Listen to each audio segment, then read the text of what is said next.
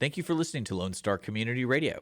This program was broadcasted and recorded live from the LSCR studios in downtown Conroe, Texas. Lone Star Community Radio is supported by listeners like you. Donate and sponsor today. For more information on getting involved with Lone Star Community Radio, contact us at lscrstudios@gmail.com or visit us online at www.irlonestar.com.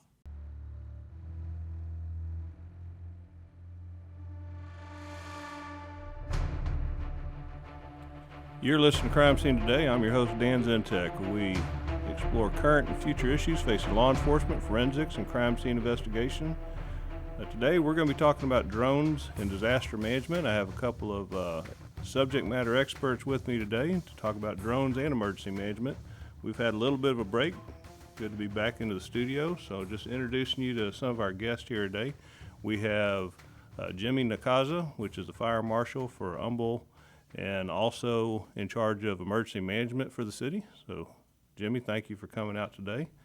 And Kent Guidry is an officer with the Humble Police Department in charge of their drone program. So between both of them, we're going to have some great conversation in reference to the use of drones and police work and emergency management.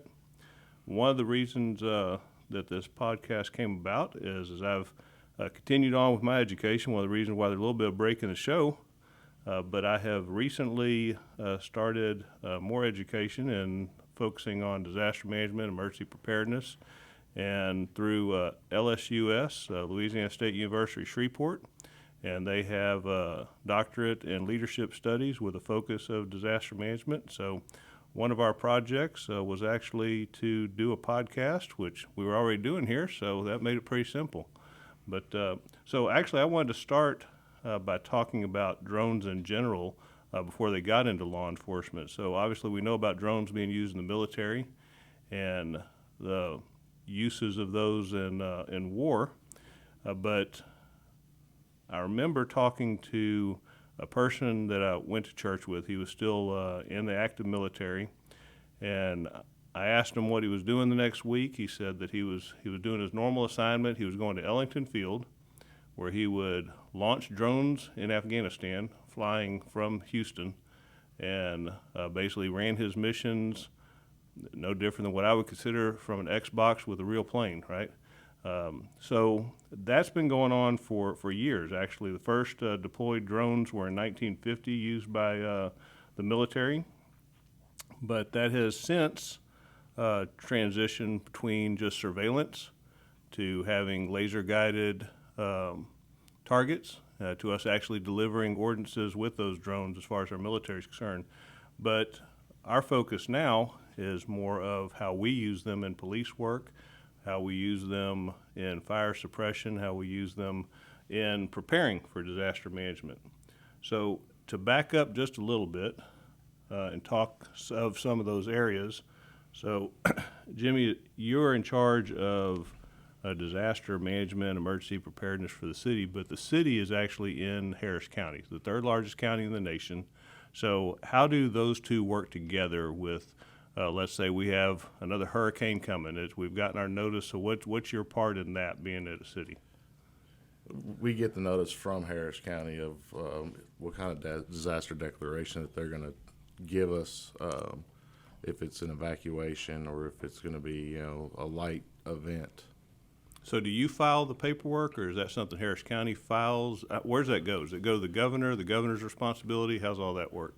Well, we all file our own separate disaster declarations. So I would get with our mayor and city council and draft a disaster declaration. And once that is approved by council in a special council meeting, I will turn it over to Harris County, which in turn will turn it over to the state. Okay, and then the state, I guess, turns it over to the federal government. Yes. So after it's a declared disaster, what, I guess, benefit or what does that activate for y'all? Well, it activates a lot of stuff for us. It gives us federal guidance. It gives us state guidance. Then we can also get away from some of the purchasing requirements, so we don't have to go out and find 3 bids or a certain contract to purchase disaster supplies for the departments or for the city citizens. Now, I know, being in the training myself, there's certain training that they've set aside. We call them 100, 200, 800, 700. So if you can speak to, I guess, the FEMA training or disaster training, can you speak to that as far as what's the purpose and all that with our To speak to that, the 1 through 800, it basically teaches from the floor guy, the first guy hired, sort of like a patrolman or a fireman, all the way up to the management of the city manager and mayor. And it gives them guidance on what their roles and responsibilities are per disaster and how they should operate the system. So I think one of the main purposes that we've all talked about is that we all receive the same training. So if something's going on, obviously we're here in Texas, if something was going on in Louisiana and they said, hey, Jimmy, we need your team's help, okay, and you're heading down to Louisiana to help out, y'all all have the same training. When you walk in the door, the terminology being used is not anything foreign to you, and if you're walking in the middle of it, you can just look at the running chart on the wall and realize where they are, where they're going, and what's next coming up. Correct. After 9/11, the federal government came out and basically made a standard package for all states, all entities, that if you speak about fire, EMS, police, public works, and how they operate in the system, Louisiana to California, everybody would have the same terminology. So we had 9/11 that made a big change by putting FEMA under Homeland Security, and there's been certainly controversy over that with the focus on terrorism. Is natural disasters being handled to a certain level? And I think the answer came with Hurricane Katrina, and we found out that there was a lot of failures based on there not being a focus on preparedness and disaster management afterwards. So there were new laws that came about after that, right? But there were a lot of lessons that were learned during Katrina, and that's sort of where we're going to feed into some of our talks with the drones and all. One of the things that came up, and there's a book called The Great Deluge that many of the people that were there participated in some interviews and such in this book talking about Katrina. And one of the things that happened is with people being trapped in New Orleans and Pearl River area, they became, first responders that were never intended to be first responders, right? They were the first people to go check for survivors. They were the first people to try to get benefits to them and those type of things. And there was a working relationship with basically just citizens stuck and the Coast Guard that was there and with helicopters trying to get people off roofs and these type of things.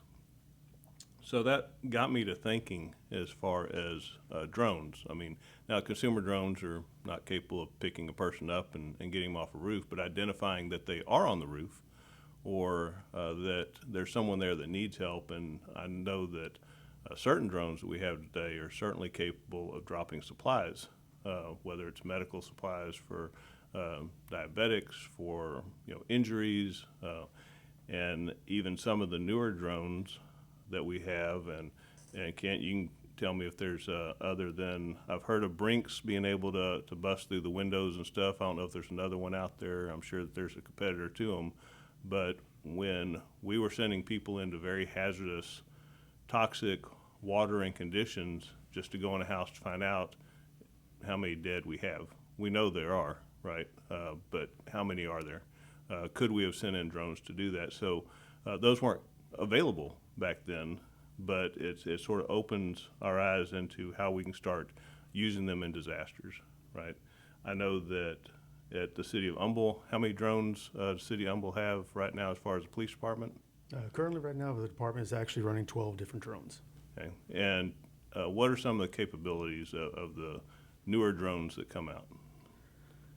Everything with our new technology is coming with cell phones. So one drone that we have in the beginning was primarily for search and rescue, but then the capabilities of the camera systems are getting more efficient, better technology. We're actually using the drones for actually mapping, surveying, and doing photogrammetry with our reconstruction.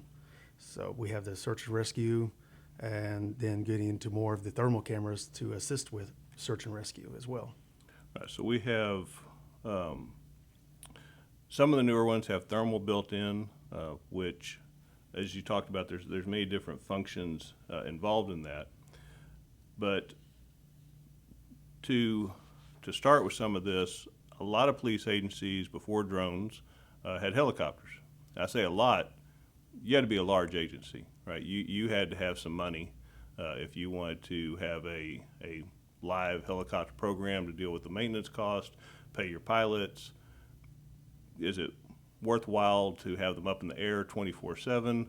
You know, I know that the city of Houston has what they refer to as Fox, and I know that LAPD, they've had, you know, their team, and there's one article that I was looking at in reference to LA that showed the helicopter expenses, and it showed that a new helicopter with equipment, which is going to be their flare, their thermal, their imaging and stuff, is about $7 million, and that was back in 2021, so I'm sure that's gone up. Okay, then when you figured out payroll, fuel came in at 1.3 million, labor 1.5 million, parts 3.6 million, 5.2 million for maintenance. So I think it ended up being somewhere close to $20 to $30 million that they're looking at maintaining a live helicopter, you know, air program, right? How much do you think we could do with $20, $30 million with drones, right?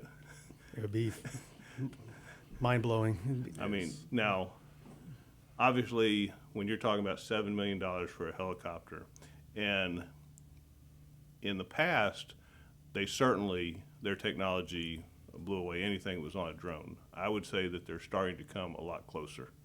I know that there was one case that I was at a crime scene conference, and they were talking about this particular case in which it happened here in Texas, where a church was shot up. The suspect was in a car, and they were trying to find out whether he had killed himself or not. The state helicopter was not able to get in a position to see, but they were able to use a drone, which they didn't own any drones at the time. It was actually a nearby person who had a consumer drone was able to get close enough to the car and determine that they had actually already committed suicide after their act. So I think that was about the time that you start seeing this change where, you know, we have a multi-million-dollar helicopter and you have a drone that costs $1,000 that's capable of getting some answers, right? So with that being said, looking at how many drones are purchased right now, okay, so some have come down in cost, some, I guess, to a point are more expensive based on the technology, but one that stuck with me that I know a lot of agencies used was the DJI. It was the M300. I mean, it was a big drone. Yes, sir. It was not something that you just like yanked out your car and threw up in the air real quick. There was, you know, it took some effort. It also took up the whole back seat of the car. But I do remember they went from that one to the M30 and M30T, and it had the same capability, actually more in some areas than this other drone. And I remember the M300 was running somewhere about $40,000 by the time you bought the batteries and everything else, which required 2 batteries to run. It was like $700 per battery. Yes, sir. And the newer one is half the size, batteries were half the cost. And I remember in Pearland, we were out there and they brought this M30T out to show us. And it was, it was the China group bringing it out. It still had, matter of fact, they had to switch the controller over to English so we could fly it. And we asked, and these are the developers, and we asked them, so how much is this going to cost? You know, and they said it's going to be about $15,000, which was half the cost of the other with more technology. And we're like, oh, we thought it was going to be more than the old one. And you see sort of their disappointment. They're like, yeah, us too. You know, sort of like all this work had gone into it, and they it was going to be half the price. So you have a lot of consumers that have gotten interest. So, and I'll let Kent speak to this. So as a consumer that goes into Best Buy today and picks up drone, whether it's a DJI, Altel, Skydio, there's tons of them out there, right? Those are some big names, but you go in there and I buy this. So what is a consumer? Not police, not government. What is a consumer? Can I just like walk out the store and I just take off and fly this and I'm good to go, or what do I have to do? Most of the time, misconceptions commonly is people will just be able to go buy whatever they want to, either on a marketplace, a social media site, or just walk, like you said, walk into Best Buy and just pick up a drone and use it as a recreational flyer. Most of the time, which is usually 9 times out of 10, they don't even know that they have to follow the laws actually by the FAA. So they have to not only register the drone, make sure they're flying it legally, and they're doing it in a proper way in accordance with state law and federal law. So what are some of the laws? I guess what would I have to do? I go in the store, I got it. So what's my next step? Right now, the next step you're going to do is basically ask yourself, are you going to be doing this just purely for your enjoyment only, for recreational, or you can be doing it for something that might actually benefit you for, so let's say, your YouTube channel, or for your employer, something that you would actually be receiving compensation for. So if you're going to be doing that, that's actually what's called commercially flying, which you would actually have to get a license for from the FAA. You do have to become certified as a Part 107 pilot. So if I just want to do it recreation, I just want to fly around at the park because I don't know how to operate a kite. I don't know. But so what do I have to do just recreationally?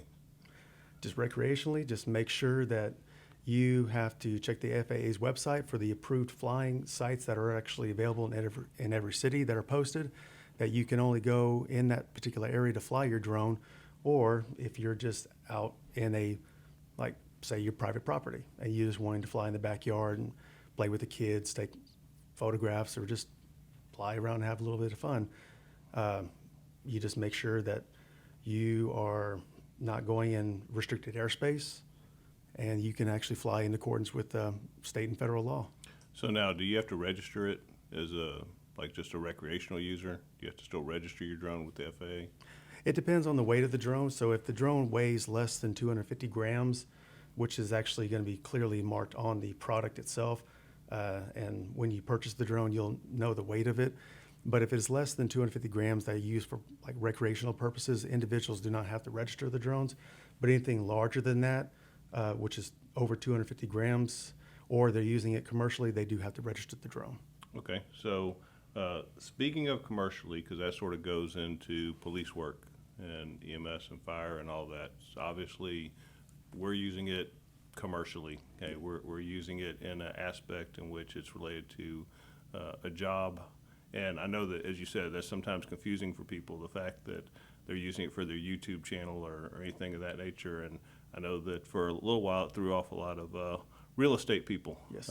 That was usually our biggest offender of not, and again, when I say offender, it's not that we go out and write a bunch of tickets or seize drones or otherwise. It's usually an education thing, but there does need to be an education component to it.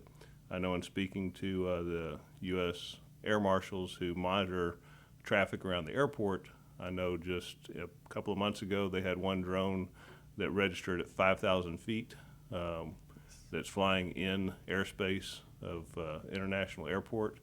So they went out, and again, they just had to talk with them and made sure that that didn't occur again, right? But so if you're flying commercial, you have to get what you refer to as a 107, and any pilot, whether it is police, EMS, fire, or anybody working for the city, if you contract out with someone to do those services, they have to have this Part 107. So what's the procedure in getting that? Do you have to attend a class? Is it a test? What's the procedure on it? It's solely up to the individual. They would like to reach a third-party vendor to actually do what's called a Part 107 prep course. You can usually contact local colleges or businesses online. They usually have lots of them that are actually conducted online that you can pay a nominal fee for. Otherwise, you can actually take them in person to prepare yourself for the actual FAA test.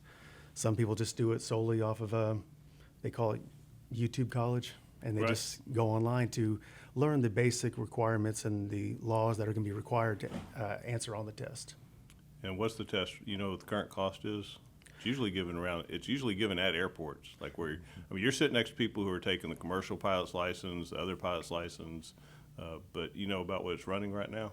The fee was $150, but I believe it's gone up to $175 for testing. Okay.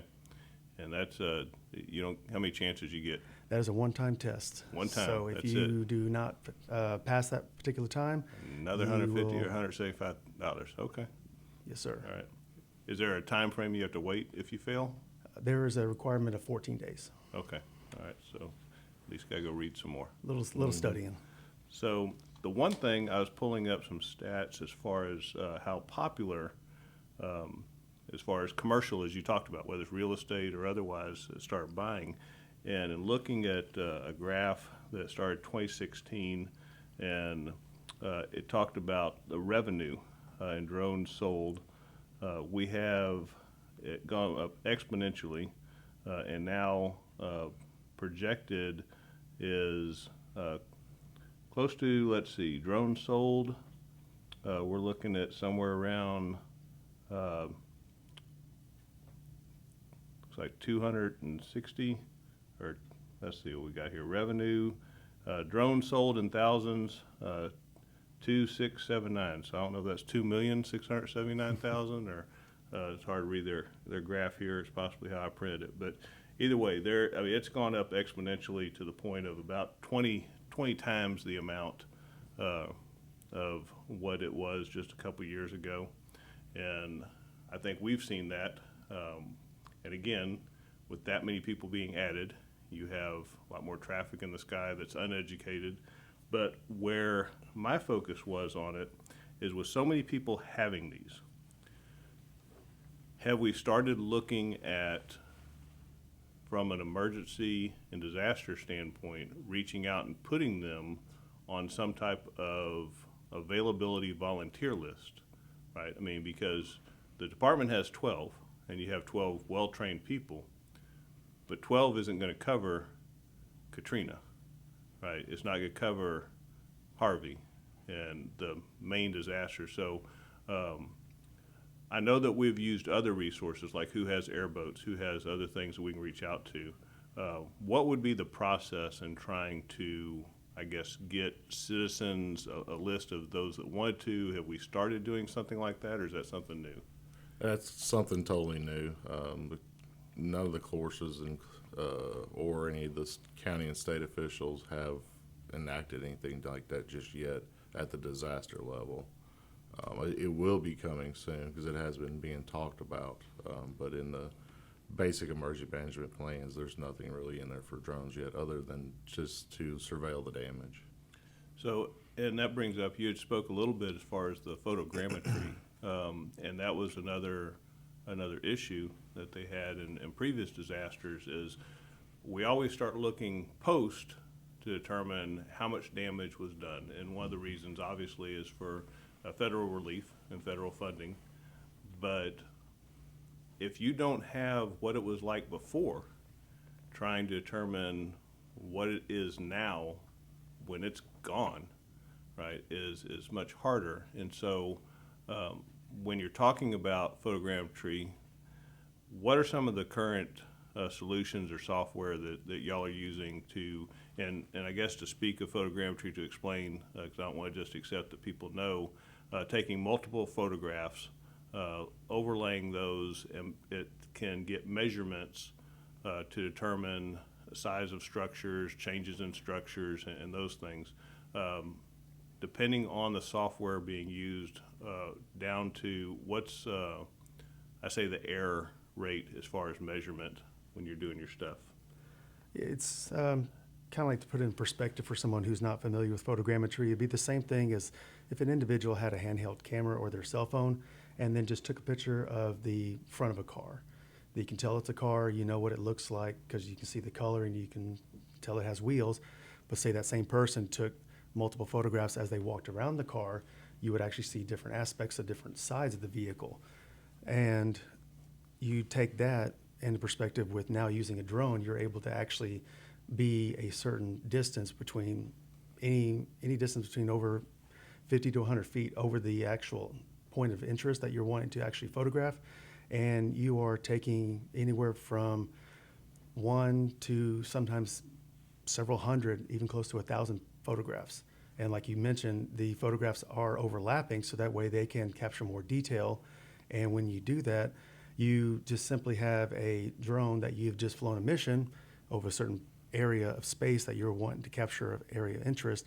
And with those, say, 500 pictures, you now have to do something with that. So like you said, that photogrammetry program that we use for the City of Humboldt Police Department is Pix4D, and we are using that photogrammetry program to take all those photos taken and actually recreate a 3D image of that crime scene or that incident point of interest. And when you think of the rate of error, we are talking not able to take a measurement from those pictures and be kind of closely relative to what the distance is from like several feet. Actually, we're talking down to several centimeters of accuracy. So now, does that require, is it just the photos, or is it using a GPS type point to it on top of that, or is it just the photos putting it together? Yes, sir. Primarily, it's just the GPS capabilities of the drone that's built in itself. And you can actually use real-time kinematics, which is called RTK modules, and GPS global positioning satellites in conjunction with the drone itself to actually make it more accurate. Okay. I know that you mentioned Pix4D. Any others out there that are up and coming, or is that still pretty much the standard that's out there? There are many. I know DJI has their own software called DJI Terra. There's Drone Deploy. Honestly, there's too many that I'm even able to remember. There's so many, but they all have their pros and cons, and they're very easy, or I should say user-friendly, and especially for law enforcement, first responders to be able to actually utilize this kind of software at a pretty nominal price. That's actually not going to be too expensive. So in speaking of the measurement and preparedness for disasters, having your city mapped out, or having at least your large structures, your things that if they were to be damaged is going to be a big hit to your city. I guess if you can speak to the advantage of having that mapped out, already having that stuff, because right now we use like Civil Air Patrol on occasion when they fly by to get your surveillance versus when you need it. Well, it would help us with the actual amount of damage, putting it into the basically the kitty for the county, because the county has a threshold they have to meet to get funding from the federal government. We'll be able to determine if the buildings say just throw a small one out, like a Burger King just per se was in such condition at this time, but now we have a disaster photo array of it, and we can determine that its cost to repair it back to the original state is going to be X number. Okay. So now switching a little bit from police to fire, tell me some of the advantages that fire has taken on with fire investigations, fire suppression. I know that drones have been sent out to the main disasters involving wildfires where people can't get to determine where things are. But so what are some of the advantages with the newer drones that are coming out with reference to fires? With the newer drones is with having the thermal imaging and the heat detection systems on them, we're able to pinpoint where the crews need to be heading towards, and say like a wildfire like we have in North Texas right now that's almost to 1 million acres.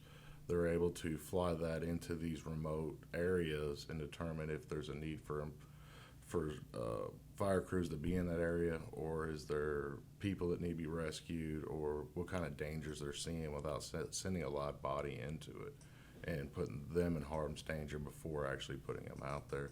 In the investigation side, we use it a lot in my department to map the exterior of a building after the fire. But even during the fire, with our drones we have through our office, we'll actually pinpoint hotspots for the incident commander in these structures. Like, the northeast corner of the building is hotter than, say, the west side of the building. Now, does that help you as far as determining a possibly source, as far as where this originated from? Yes, we can use it as a source, but also, gives us a a background of the house as, seeing the heat source move across, say, the attic space. Okay, we can see that it started from left to right or right to left. So we'll be able to pinpoint more of our investigation tools towards the left side of the house than to the right side. Now, back to the advances as far as the police side and fire, I guess both of them together. There's something that's come up that's called drone as first responder, which is, I guess, common terminology that we're used to, but may not be for the listener. And it started with Chula Vista Police Department was one of the pilot programs that did this. And the idea behind it was that drones would be launched when a 911 call comes in and make it to the scene prior to police. And we have some response times showing that the drones beat the officers there on average by anywhere between 5 minutes to 8 minutes. And in some situations, we're able to feed back vital information to officers. I remember in going to one of their presentations and talked about responding to a Taco Bell with a person twirling a gun, sitting there waiting for his meal. Drone got there, officers are responding. Before officers arrived, he took the gun and lit his cigarette with the gun lighter, and obviously changed the whole response of what was about to go down at the Taco Bell with police arriving thinking someone's sitting there with a gun. So, and they've had numerous instances. I know that right outside of Atlanta Airport, do you remember the name of that city, Kent, that's using out there? It's like Brookhaven or something like that. But they also done the drone first responder, that the regular criminals that run from police now just look back, see the drone flying behind them, and just stop and wait for the police to get there. Otherwise, say you can run, you're just going to go to jail tired. That's about the extent of it. And we also have some stats as far as Chula Vista and their response. They've been doing this now since 2018 and are now up to still using it today. And they show as far as 18,500 calls that they've responded to, and they show the different types of calls: domestic violence, welfare checks, suspicious person. I know that they do not have one of the problems that you have in Humble and that Pearland has had and otherwise, and that's the fact that we are both those cities are next to large international airports, and you are in Class B airspace, which means that the typical recreational person cannot fly in the city of Humble. So that's some notice to the many people that are currently flying in the city of Humble. Yes. You cannot because of the planes that are coming at low altitudes there. So what type of challenges does that give you when you're in Class B airspace, and how do you work with that? Well, a lot of the trainings that the pilots will go through and communicating with other police departments and first responding agencies, we have learned to work with our partners at the FAA and understand that the airspace that you just mentioned is Class B airspace for the Bush Intercontinental Airport. We have to learn how to recognize the location that we're in and recognize what airspace altitude limitations we are set at, because if we didn't know it, we would have to actually contact the control tower. But now we actually have the luxury of having it as simple as an app on your phone to be able to use our location to find out what the altitude airspace is and then be able to fly appropriately. One of the requirements of flying a drone is that you can always see it. Correct. It's always line of sight, and that you can take over control of it if something goes wrong, which for us to do drone first responder means you have to have someone usually on top of a roof somewhere watching the drone to be able to take over, even though they do have software that someone could be in dispatch or another control center. And we had a demonstration at the police department where we're sitting in our training room and we were flying a drone. Was it Michigan? Yeah. So, but there was someone in Michigan that could have taken over at any time if something had happened with the drone. But as things advance, I know that Pearland was the first that put sensors around their city that was able to go to D.C. and work with the FAA on creating what they call a beyond line of sight. Yes, sir. So by doing so, now they're able to launch and do what they're doing in Chula Vista without having someone sitting on the roof, which again is exciting because they're also in Class B airspace. I know the nation watches Houston and Pearland because basically, and watches the city of Humble because if we can pull it off, then you can pretty much pull it off anywhere in the U.S. And it's exciting to see those things, but it also has some new challenges with legislation.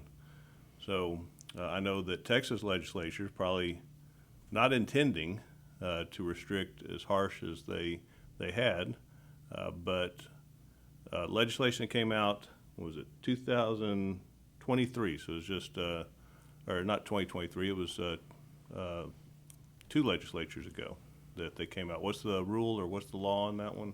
I believe it became effective last October, but it was the government code 423. Yeah, 423, and it wasn't last legislature as the one before, but it was challenged. As soon as it came out, it got challenged in court, and what the law says is that you can't record, okay, and it actually doesn't use the word record. It says you can't. They refer to the word as capture. Yeah, you can't capture, which is left for interpretation. Yes. The interpretation of some is that you can't have any video on, and others are saying, well, you can have video on, but you can't actually record. And so that was still being decided, and as of right now, for certain things, because they also listed out for certain things like search and rescue for people, they were fine with, but certain police activity, no go. And that was sort of the last thing on it. It's still in the courts fighting, but so that's one way that they've taken away some capabilities. And again, it's a balance, right? The balance is between the ones who are fighting this do not want you flying over someone's backyard that has every right and privacy by our Constitution to do what they like to do on their private property, and you as police not being able to surveil that. Now the reality, when we care what you're doing in your backyard on your private property, that we don't have a warrant to go and look in there anyway. We're just trying to get to a scene to help somebody. But they certainly have their concerns, and that's the reason it's put out. The people that are fighting it hardest is actually against the law is the media, because they no longer can go to scenes and use drones, which, going back to our conversation with LA, it costs a whole lot to have a news helicopter versus having a drone out there. But then we have a new challenge in putting drones up, and that is the federal government being concerned about the drones being made by DJI, which is a Chinese company. And so that came out also, I think, 2023, in which they had been put on a blacklist through the federal government, and actually, I think it was 2021, but they got put on the blacklist of the federal government. So if you were a federal agency, you could not buy DJI anymore. And all the states started looking at, okay, well, are we going to be following suit with this or not? But in looking at a graph related to DJI aircraft that police are using, in 2018, of commercial drones, 94% were DJI. Since 2021, it only went down to 87%. And when you look at police agencies, I would believe it's still right there with those numbers. I mean, I know at the city of Humble we have majority DJI, we have some Altels and whatnot, but a majority DJI. The argument, there's certainly some U.S.-made drones, and they're twice as expensive and don't have the same capabilities. They're starting to catch up, but they don't have the same capabilities. So correct. When you're trying to watch your budget, still accomplish your mission. Yes. And so you talked about a way, I guess a workaround, if you will, that you talked about using a product called DroneSense. So how does that, I guess, circumvent DJI receiving information or whatever their concern may be? Yes, sir. The third-party company actually uses the DroneSense software, which does not transmit anything by the actual drone itself. So we don't log into the DJI platform itself. We log into a separate program, which is specifically DroneSense. And actually, I believe, if I'm not mistaken, it's based in Austin or somewhere in Texas for this company. And then the software is just solely monitored and kept by DroneSense. And DroneSense also has the DroneSense remote. So when we talk about launching it and doing those, they have their application where you can control this from a control center and not actually be in that area of the drone. Correct. Whether it's like, for example, myself as a pilot on the ground, broadcasting through DroneSense to operate the aircraft itself, and sending a live stream to my counterparts or anybody else as a first responder, you can actually be remotely. You could be in your vehicle, or you could actually be at a base station, and like, for example, inside a dispatch call center. Which I'm glad you brought that up, because we have, right now so far we've talked about drones and the benefits of the person who's flying it or seeing it, but actually we have used it in many cases where, as you talked about, going to fires for finding out where the hot spots are. It's not the person flying that's the only one seeing the feed. Okay, that's feeding back to a command center. I know when y'all worked the Astros parade when they won the World Series, that in all of our events that go on, we're getting feeds. I get a text that I have a feed on my phone. I can pull it up. I can see the live view there. We can see it in a control center. So sort of wrapping this full circle, how do you think that will be beneficial as far as disaster management when we're dealing with disasters as they're happening? Well, it allows the actual operations command center to see what the boots on the ground are saying. So we could fly it into, sort of like when we had Hurricane Harvey and the north side of the city was flooded. Instead of having to send multiple boats back there to get a picture for the command staff to say, hey, X Street, and this streets are all flooded at this depth, the drone can go back there with an operator, but the command center and the command staff can actually physically see this image of what the drone's flying over and give them a perspective instead of, thinking, okay, this is what they told me over the radio. Now I'm not physically seeing it by having the live feed. Yeah, and you can go back out and check it on many occasions. Yes. Without having the contaminated floating debris that we don't know what's in that water. No. It's very dangerous to the people that are going out there, so it's limiting our liability to our troops that are taking care of this for us, and hopefully limiting the amount of people we have to send out to specific areas. Obviously, if someone needs rescuing, again, we don't have a drone to come pick them up at the moment, but we certainly at least know they're there, and we can prioritize where the water's rising the quickest and try to save people and divert our resources as they see fit. And the drone helps us map it too. We can drop pins on those houses that we need to make the rescues at and give coordinates to the land crews that will be driving out there in boats saying, this is the coordinates you need to go to find a rescue. All those street signs get washed away. Right. Yep. Well, and so, with the new technology that's here, the new technology coming, and I hope that we can still create great partnerships with our lawmakers, that we work for the privacy of our citizens, but also don't restrict the public service workers that are trying to help the citizens in what we're doing. And with that being said, I appreciate y'all coming in. I appreciate your time today and your expertise in this area as we keep growing with our drone and other technology that we use to help us out. And I appreciate y'all listening to the show. If you would like to be a sponsor on the show, if you have any questions about the show, you can reach out to myself, Dan at crimescenetoday.com, or you can reach out to IR Lone Star Radio. And if you want to sponsor the show, they'd be happy to take your call or take your email. If there's a topic you'd like to hear on the show in the future, then certainly reach out to me. We'd love to have you. Thank you for listening.